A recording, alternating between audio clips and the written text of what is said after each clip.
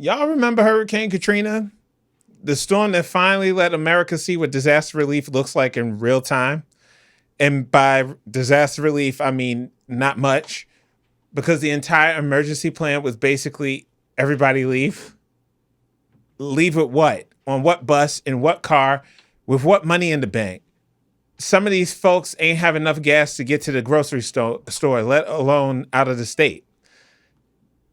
Hold on to that bus question. We're going to come back to it. And when we do, it's going to make you mad. That's what we're getting into today. Pull a chair up.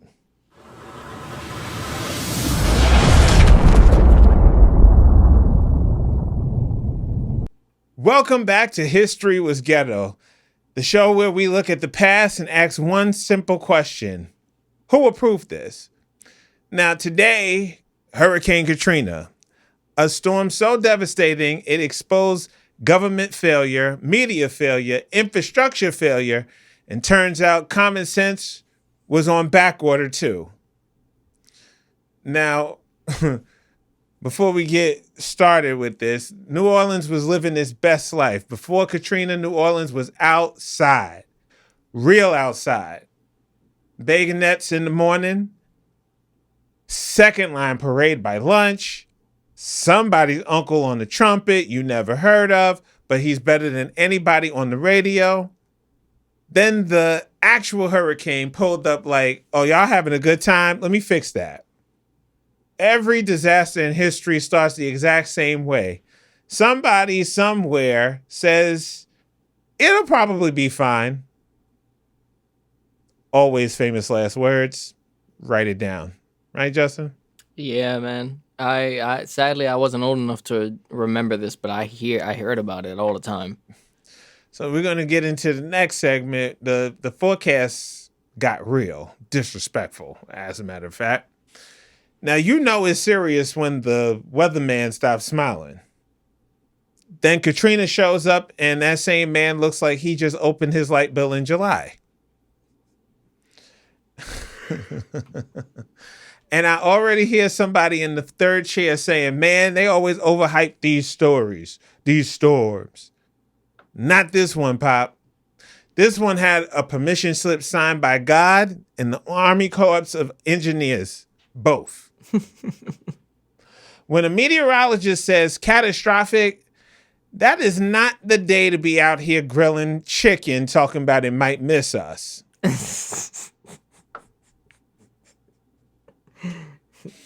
Now, let's jump into the fact that they practiced this exact same storm a year before it happened.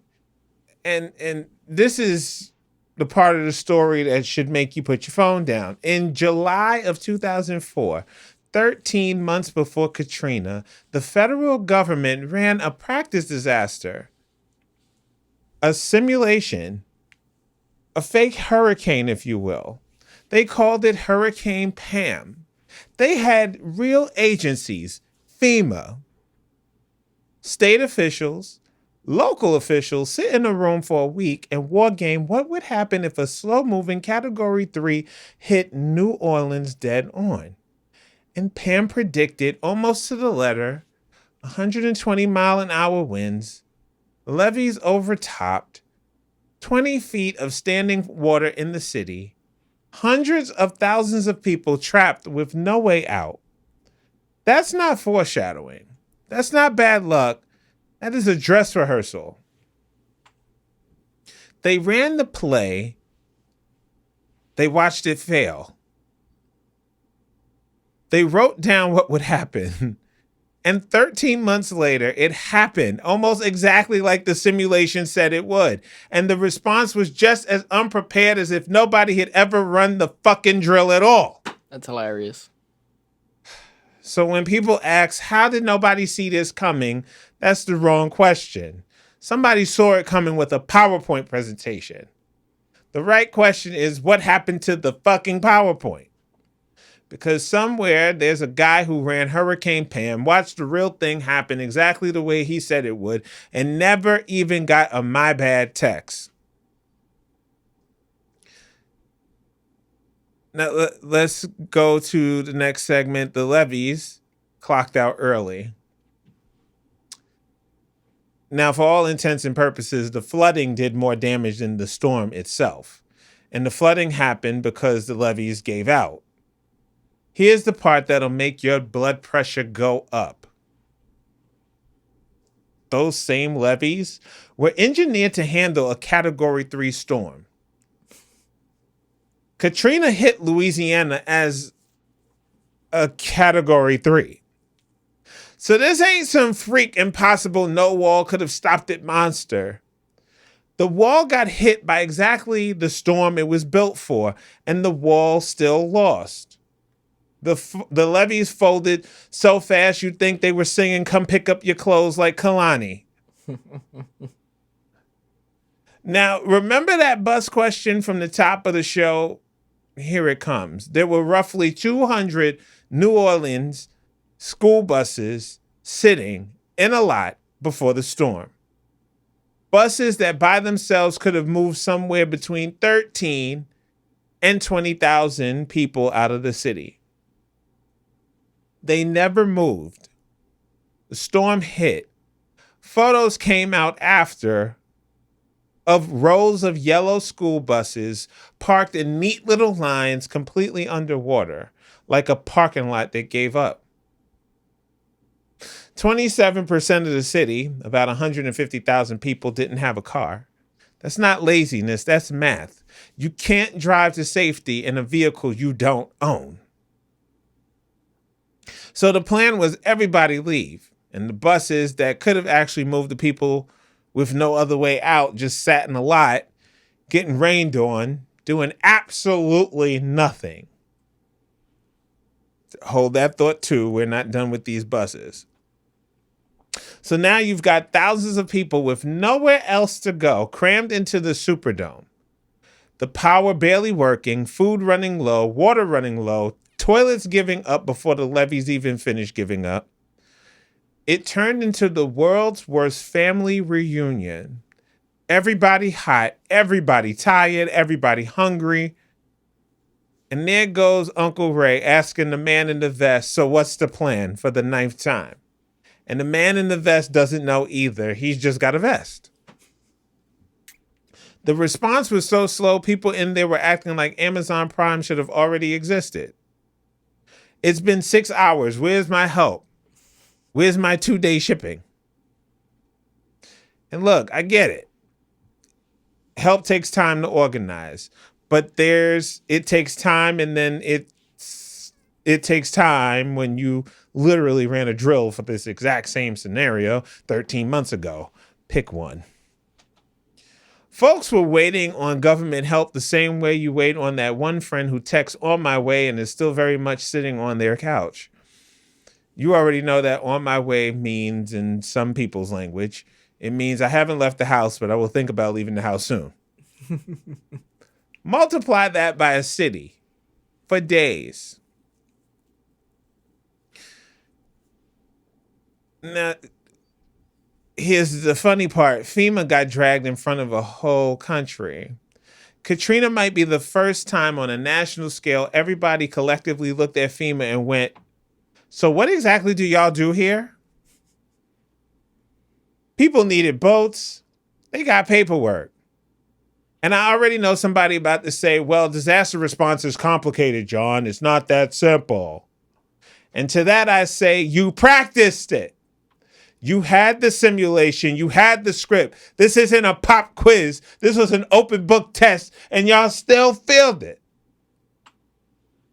There's a famous clip of an official getting told he was doing a heck of a job while the city was still underwater. That's the energy. That's the whole energy of the response. You ever watch somebody who got praised for a job they clearly weren't doing? That's secondhand embarrassment you feel in your chest. And the damage total, when it was all said and done, about $125 billion on the conservative side. That's not a typo, that's a B. The costliest storm in American history at that time, on top of a response everybody agreed was an embarrassment. So it wasn't even cheap to be this disorganized. Katrina was one of the first disasters where 24-hour news completely lost the plot. Every 10 minutes, it was a new rumor, a new number, new sources say. It got so chaotic you couldn't tell if you were watching breaking news or listening to somebody's auntie at Thanksgiving who heard it from a friend of a friend. When the news doesn't know what's going on but keeps talking anyway, that's not journalism. That's a really long ass voicemail. Now let's get into block court. I'm going to call this block court. Defendant number 1.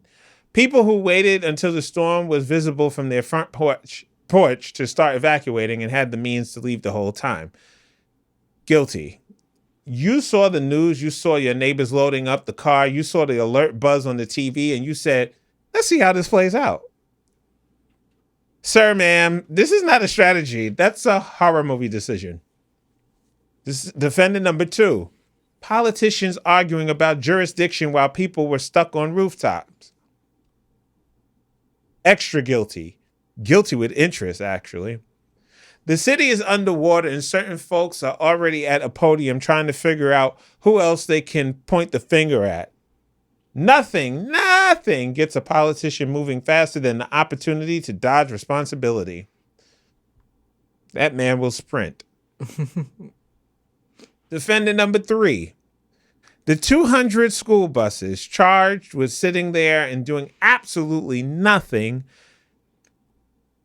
while the city drowned. The verdict is not guilty. Wait, what? Yeah, not guilty. Because a bus can't drive itself to a neighborhood.